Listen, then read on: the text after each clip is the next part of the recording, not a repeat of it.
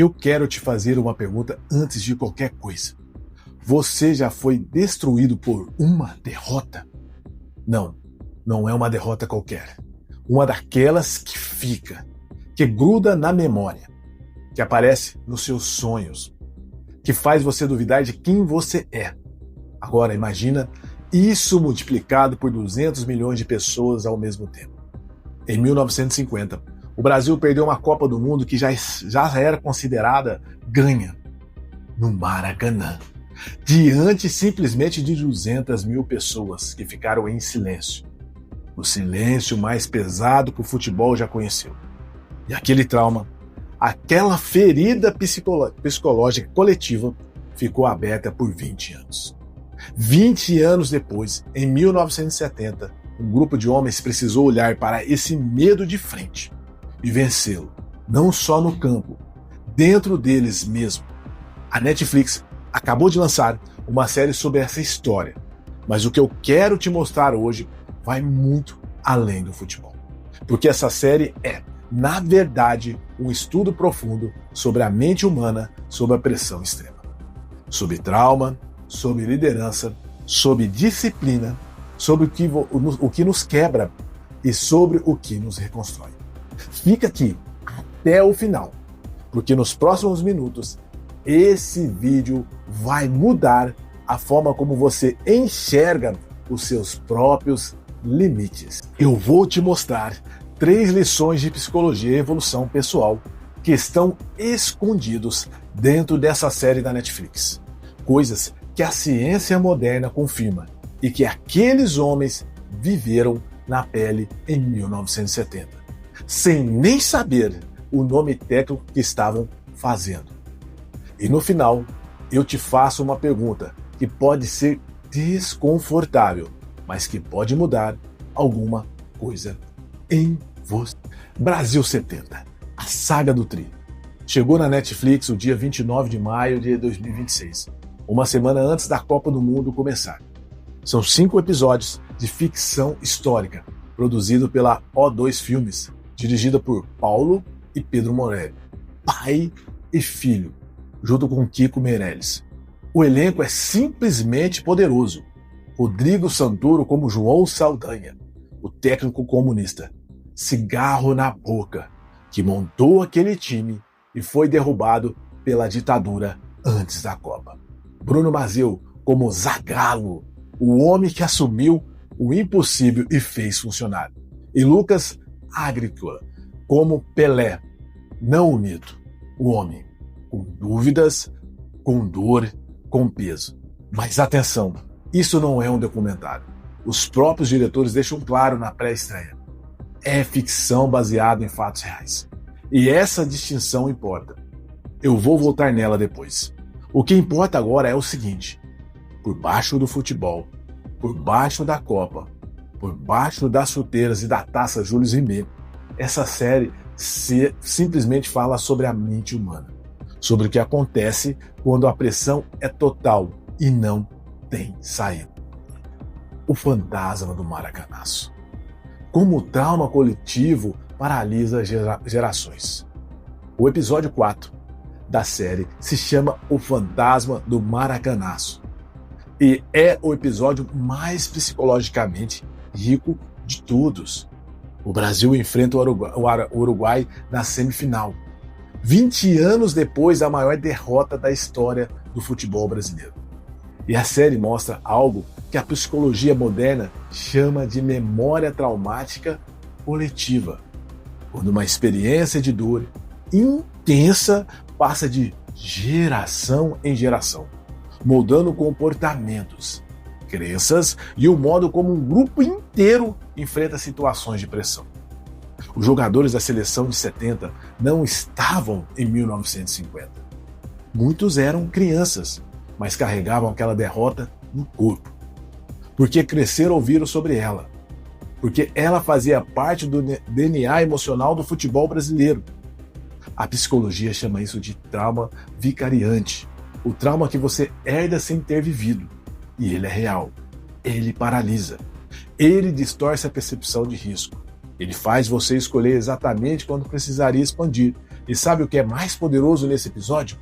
Eles foram a campo mesmo assim, com medo, não sem ele. Isso é o que a terapia moderna, especialmente a TRG, a terapia cognitiva, trabalha. Ensina você não precisar eliminar o medo para agir. Você precisa aprender a agir apesar dele. E a pergunta que eu te faço aqui agora é: qual o seu maracanaço, pessoal? Qual é aquela derrota antiga, sua ou da sua família, que ainda governa as suas escolhas hoje, sem que você perceba? Saldanha e Zagala, dois estilos de liderança. Uma lição sobre identidade. João Saldanha era um daqueles personagens fascinantes que essa série poderia ter escolhido. E Rodrigo Santoro entrega isso de forma magistral. Saldanha era comunista em plena ditadura militar. Tomava decisões baseadas nas suas convicções e não no que o regime queria ouvir. Ele construiu a melhor seleção da história do futebol e foi simplesmente demitido antes de ver o resultado. Por pressão política, por não se dobrar. Isso, do ponto de vista da psicologia da liderança, é simplesmente extraordinário. Saldanha tinha o que os pesquisadores chamam de identidade interna, sólida. Ele sabia quem era, mesmo quando o mundo ao redor tentava redefinir isso. Ele não precisava de validação externa para agir com convicção. Mas a série mostra também o outro lado. Saldanha tinha seus conflitos emocionais internos. A demissão foi um golpe. E ele foi ao México como jornalista, cobrindo o time que ele havia montado. E precisou processar isso enquanto acontecia. Isso é resiliência, na sua forma mais crua. Não glamorizada, não inspiracional de capa de livro. Real, doída. E real, Zagalo entra depois como o oposto complementar. Mais fechado, mais controlado, mais disciplinado, mas com uma qualidade rara. Ele acreditava no time quando ninguém mais acreditava. E a ciência do comportamento humano sabe o que a crença de um líder faz com o desempenho de um grupo. Isso tem nome: efeito Pigmalion. Quando a expectativa positiva de um líder eleva o desempenho real das pessoas ao seu redor. Zagalo não gritou, não motivou com discurso. Ele acreditou em voz alta. E aquele time respondeu. Qual tipo de liderança você exerce sobre as pessoas ao seu redor? Sobre você mesmo. O rei não queria ser rei. Identidade, burnout e a pressão de ser o melhor. Essa é a parte que mais me impactou na série. E provavelmente mais atual. Pelé, o maior jogador da história, chegou em 1970 não querendo jogar. Depois da Copa de 1966, onde o Brasil foi eliminado na fase de grupos e ele foi covardemente violentado em campo, Pelé tinha dito: não volto mais. Do ponto de vista da psicologia, isso tem um nome claro: burnout, de alta performance. É o esgotamento de quem vem não da preguiça, mas do excesso, da pressão acumulada de ser o melhor, de carregar o peso de uma nação inteira nas costas, de ser um símbolo antes de ser um exemplo humano. Pelé tinha o que toda pessoa de alto desempenho eventualmente enfrenta: o conflito entre quem você é e o que o mundo espera que você seja. A série mostra isso com coragem. Lucas Agrícola constrói um Pelé humano que duvida, que teme, que precisa encontrar o motivo para continuar. Não é mito. O homem, e sabe o que trouxe Pelé de volta? Não foi o dinheiro, não foi a fama, foi o propósito. Foi a conexão com algo maior do que o medo. A psicologia moderna, especialmente os estudos de Viktor Frankl, sobre logoterapia é clara. Quando o ser humano encontra um propósito, ele suporta qualquer sofrimento. Não porque o sofrimento diminui, mas porque o significado se torna maior do que a dor. Pelé voltou e foi ao México se tornar tricampeão mundial com 29 anos. Com dúvida, com medo, com o peso de tudo aquilo que havia passado. Isso é evolução pessoal e real. Agora a minha análise honesta da produção. Porque aqui a gente não fez só elogio.